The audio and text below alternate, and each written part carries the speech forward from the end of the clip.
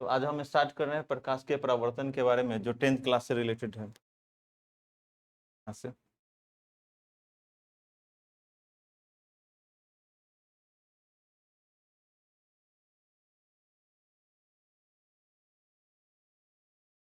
प्रकाश के परावर्तन के बारे में देखते हैं। ठीक है, सबसे पहले समझेंगे कि प्रकाश होता क्या है।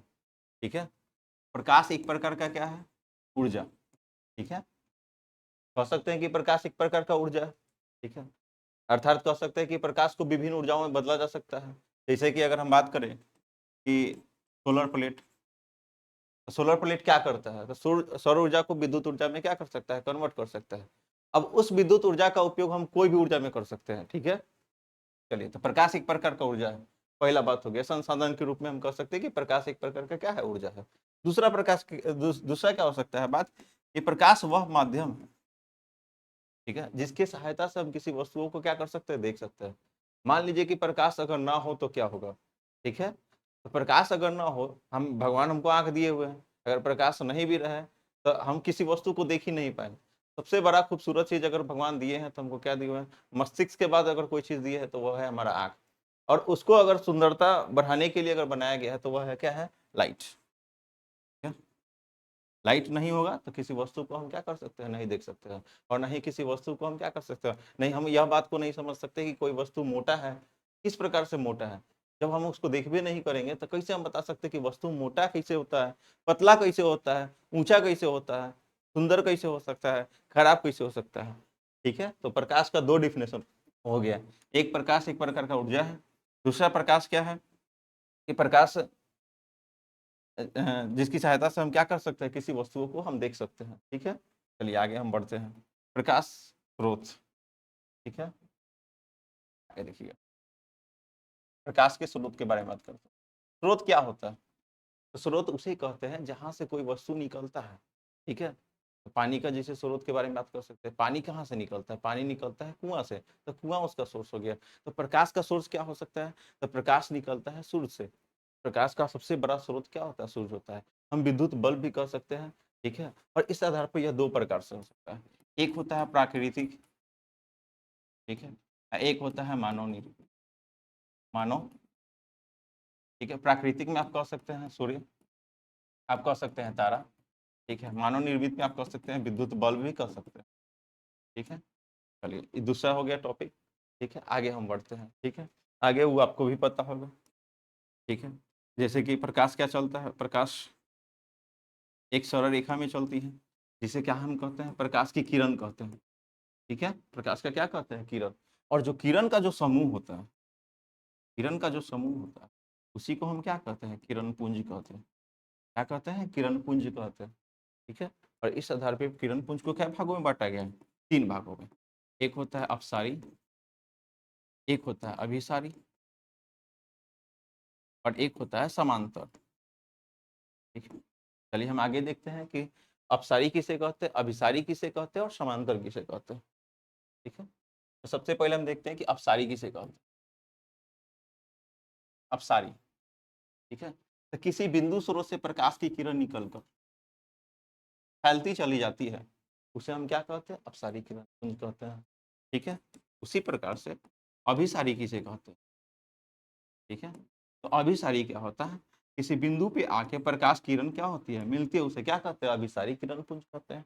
तीसरा, जिसे हम कहते हैं समांतर, हाँ, प्रकाश की किरण एक दूसरे के क्या होते हैं? समांतर होती है, उसे हम क्या कहते हैं? समांतर किरण पुंज कहते हैं। ठीक है, चलिए, ये हो गया तीनों बात। अब आगे समझते हैं, और एक और एग्जांपल हम ले सकते हैं कि दूर से जो भी आती है प्रकाश की किरणें, वह समांतर किरण पुंज का क्या होता है? उदाहरण होता है। जैसे सूरज से आती हुई प्रकाश की किरण जब धरती पर पहुंचती है तो वह समांतर किरण पुंज का क्या हो सकता है? उदाहरण हो सकता है। ठीक है, तो इसको याद रखिएगा आप। आगे देखते हैं। अब कभी कभी हम देखते हैं कि प्रकाश किसी वस्तु पर पड़ती है तो उस वस्तु को देखते हैं, लेकिन कभी कभी ऐसा हो सकता है जैसे कि सुबह का समय, और डायरेक्ट हम पे क्या करता है? प्रकाश नहीं भी पड़ता है, फिर भी उस वस्तु को देख पाते हैं। तो फिर यह पॉसिबल कैसे होता है? इसके बारे में जानते हैं। तो यह किसी घटना की वजह से होता है, उस घटना को हम क्या कहते हैं? ठीक है, घटना को हम कहते हैं परिकिरणन। ठीक है, इंग्लिश में इसको कहते हैं स्कैटरिंग। समझते हैं कि क्या होता है परिकिरणन? जब किसी वस्तु पर सीधे रूप से प्रकाश नहीं भी, जैसे कि हम रात के अंधेरों में बात कर सकते हैं कि जब रात होता है तो ऐसा तो नहीं कि किसी वस्तु को हम नहीं देख सकते, देखते हैं, ठीक है। तो वह किसके द्वारा पॉसिबल है? तो वह किसके द्वारा पॉसिबल है? तो परिकिरणन की वजह से पॉसिबल है। क्या होता है परिकिरणन? तो जब आप देखते होंगे कि वायुमंडल में क्या होता है, सूक्ष्म कण होता है, ठीक है। जब प्रकाश की जो प्रकाश का जो कण होते हैं, जो प्रकाश का ऊर्जा होता है, जब इन सूक्ष्म कणों पर पड़ती है, ठीक है, तो ये सूक्ष्म कण क्या करते हैं? प्रकाश की ऊर्जाओं को क्या करते हैं? अवशोषित करते हैं और पुनः उसे क्या करते हैं? उत्सर्जित करते हैं। इसी घटना को हम क्या कहते हैं? प्रकाश का परिकिरणन कहते हैं, ठीक है। तो आप अपना मुट्ठी को बंद कर सकते हैं और खोलिएगा तो आपका डिफिनेशन क्लियर हो जाएगा परिकिरणन का, कि जब वायुमंडल में उपस्थित सूक्ष्म कणों पर सूर्य की प्रकाश पड़ती है तो वो प्रकाश की ऊर्जाओं को अवशोषित करती है, तो मुट्ठी बंद हो गया, और पुनः उत्सर्जित करता है, उसे क्या कहते हैं? परिकिरणन कहते हैं। इसी के कारण से किसी वस्तु को हम रात में भी क्या कर सकते हैं? देख पाते हैं। तो किसकी वजह से होता है? परिकिरणन की वजह से होता है, ठीक है। चलिए हम आगे देखते हैं, ठीक है।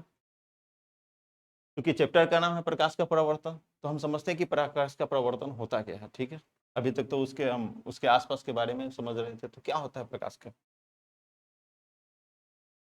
ये है दर्पण ले लिए, ठीक है, जिसे हम कह सकते हैं कि समतल दर्पण है।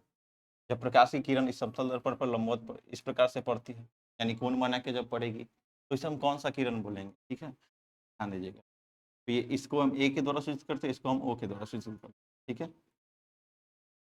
तो कहेंगे कि किसी सतह पर पड़ने वाली जो प्रकाश की किरण होती है उसे हम क्या कहते हैं? आपतित किरण कहते हैं। तो जहाँ ओ ए क्या है? आपतित किरण, ठीक है।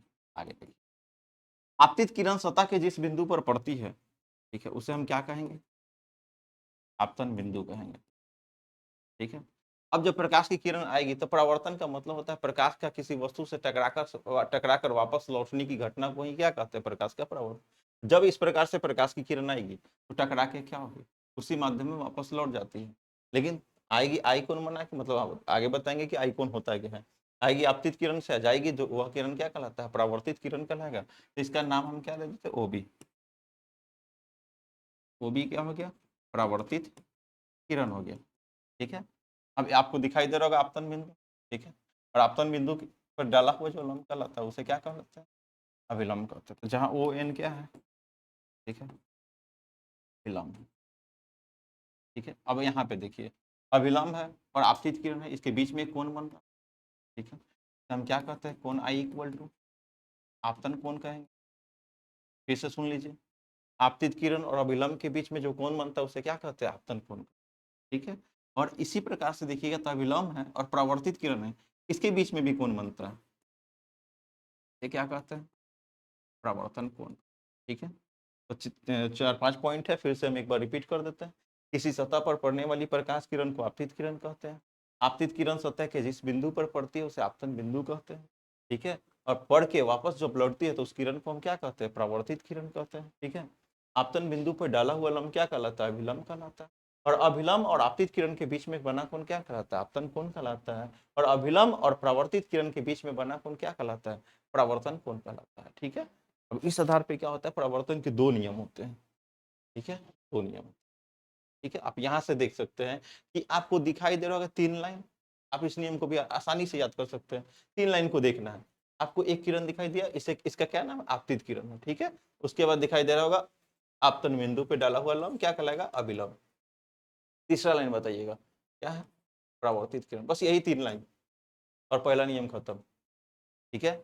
आपतित किरण, अभिलंब और परावर्तित किरण तीनों एक ही समतल में होते हैं, पहला नियम हो गया खत्म, ठीक है।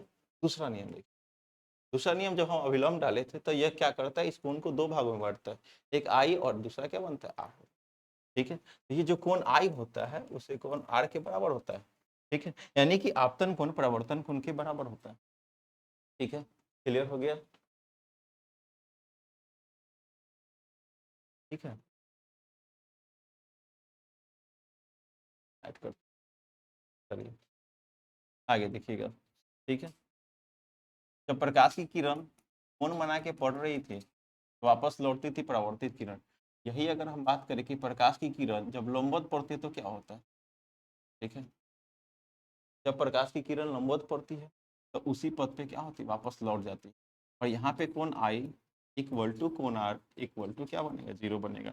याद रखिएगा इसे, ठीक है, कि जब प्रकाश की किरण कैसे समतल दर्पण पर, क्या समतल दर्पण पर कैसे पड़ती है, लंबवत पड़ती है, ठीक है, तो वह उसी पथ पे क्या होती है, लंबवत पड़ती है, उसी पथ पर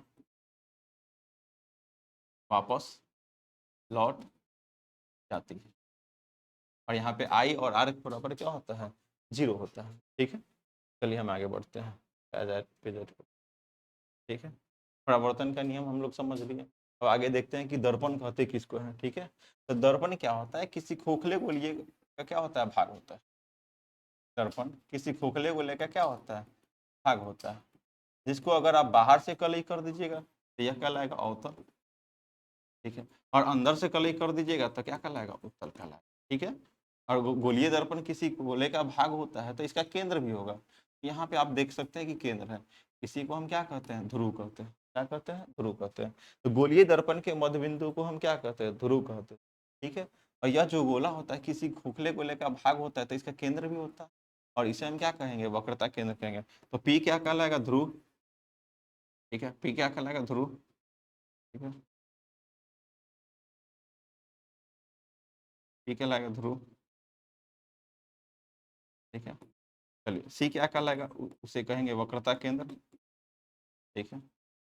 और पी और सी को मिलाने वाली रेखा, तो इधर देखेंगे और इधर भी देख सकते हैं, इसे क्या कहते हैं, वक्रता त्रिज्या कहेंगे, ठीक है, वक्रता त्रिज्या, ठीक है। पी सी को मिलाने वाली रेखा को क्या कहते हैं, वक्रता त्रिज्या भी कह सकते हैं और प्रधान अक्ष भी कह सकते हैं, ठीक है। तो यहाँ आप देख सकते हैं कि यह क्या हो सकता है, जैसे कि फिर से हम बात कर लेते हैं कि गोलीय दर्पण किसी खोखले गोले का भाग होता है और इसके केंद्र को हम क्या कहते हैं, ध्रुव कहते हैं, ये सॉरी वक्रता केंद्र कहते हैं, ठीक है। और ध्रुव किसे कहते हैं, मध्य बिंदु जो होता है सबसे बीच वाला पॉइंट, उसे क्या कहते हैं, ध्रुव कहते हैं। और ध्रुव वक्रता केंद्र को मिलाने वाली रेखा को क्या कहते हैं, वक्रता त्रिज्या कह सकते हैं, या हम क्या कह सकते हैं, मुख अक्ष भी कह सकते हैं, ठीक है। स्टार्ट करते हैं आगे।